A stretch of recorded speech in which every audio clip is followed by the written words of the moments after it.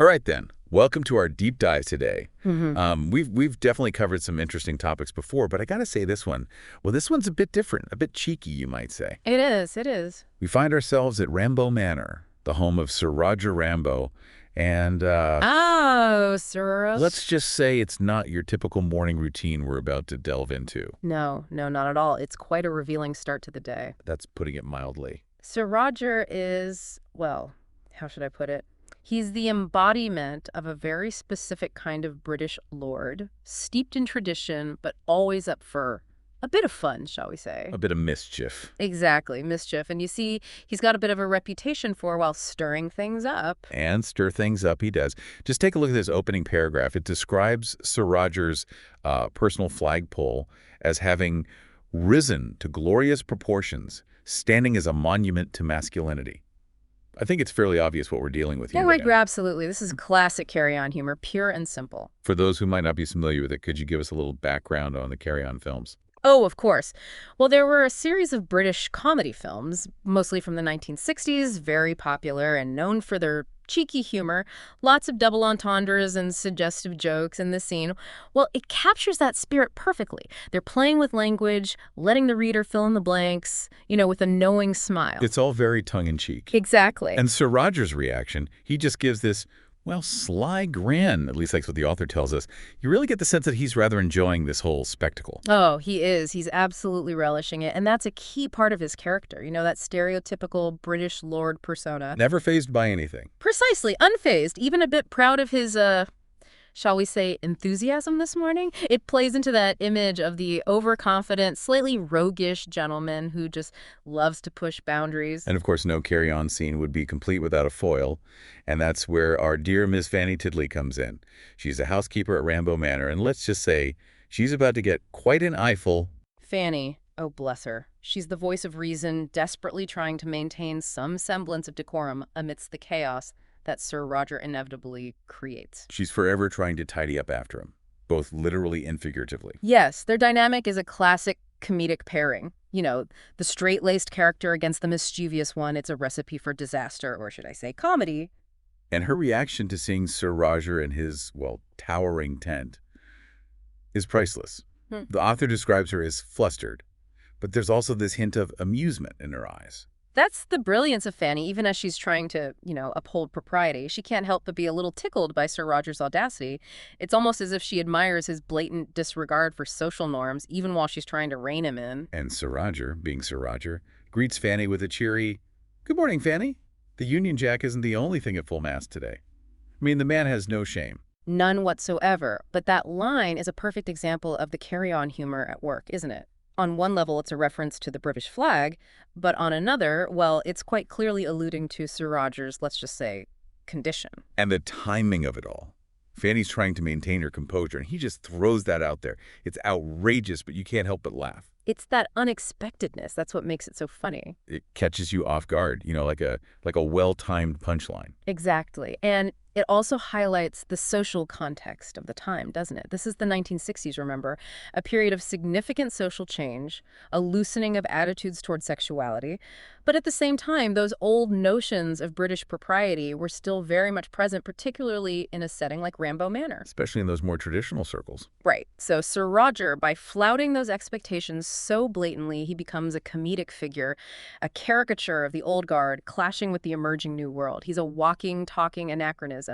And Fanny, well, she's caught right in the middle of it all, bless her heart. She is. She really is. She urges him to lower it, for heaven's sake, before anyone else sees, trying to preserve some sense of decency. Trying to save face. Exactly. But Sir Roger, oh, he's ever the charmer. He just won't let it go. He even suggests that Mrs. Butterworth, the milk delivery lady, would be quite impressed with the view. I mean, really. It's that exaggerated masculinity, isn't it? That over-the-top bravado, so central to this type of humor.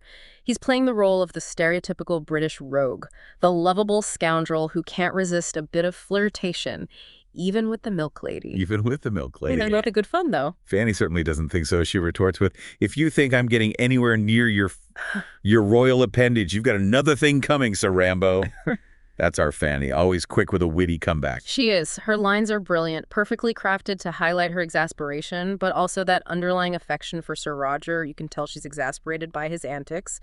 But she's not truly angry. There's a playful banter between them, a dynamic that fuels the comedic tension. It really does, and it's not just the dialogue, it's the way the author describes their interactions. Fanny swats him with the feather duster, but there's a sense it's more of a playful tap than a genuine reprimand. Right. They're like a classic comedy duo, always bouncing off each other. A well-oiled machine. Absolutely. It's a dance they do, a well-rehearsed routine of teasing and scolding, all very much in line with the Carry-On style, but indeed. But Sir Rodger, never missing an opportunity for a bit of flirtation, turns even that into a double entendre, asking Fanny to lend a helping hand to his crown jewel. Oh, Sir Rodger, you sly dog, you. He's incorrigible. He really is. It's almost as if he's intentionally trying to fluster her to see how far he can push the boundaries of propriety before she finally cracks. Testing the limits? It's a game they play, a battle of wits disguised as lighthearted banter. And Fanny, of course, is not fooled. She sees right through his act, but there's that hint of amusement in her voice again. I don't think she's entirely immune to his charms. I think you're right. There's a certain level of fondness there, beneath the exasperation. A grudging respect, perhaps? Perhaps they have a long history together, you see. And that familiarity breeds a kind of comfortable camaraderie. They understand each other, even if they're constantly at odds. Two sides of the same coin. Precisely. And this whole scene plays out like a farce, with over-the-top gestures and innuendos flying back and forth. The author even describes Sir Rodger tossing aside the covers with a dramatic flair. You can practically picture it. Oh, I can. It's like a scene from one of those classic British comedies, full of slapstick and witty repartee.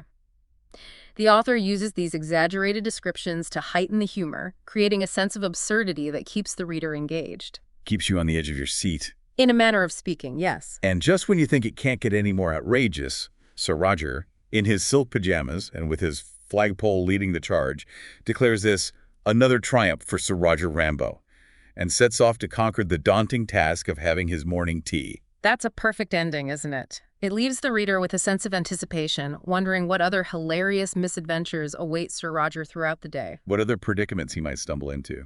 This little morning escapade is just a glimpse into his world, a world where even the most mundane activities are infused with a touch of mischief and absurdity. Oh, I know, right? Yeah. It really does make you wonder what other situations Sir Rodger might find himself in with this persistent problem of his. Can you imagine him, I don't know, at the vicar's tea party or trying to play a discreet game of cricket?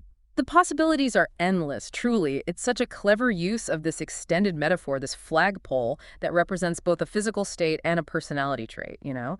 It allows the author to address this potentially taboo subject with humor and wit without ever being vulgar or offensive. It's delicate. It's a balancing act. It is, and that's what makes the style of humor so effective.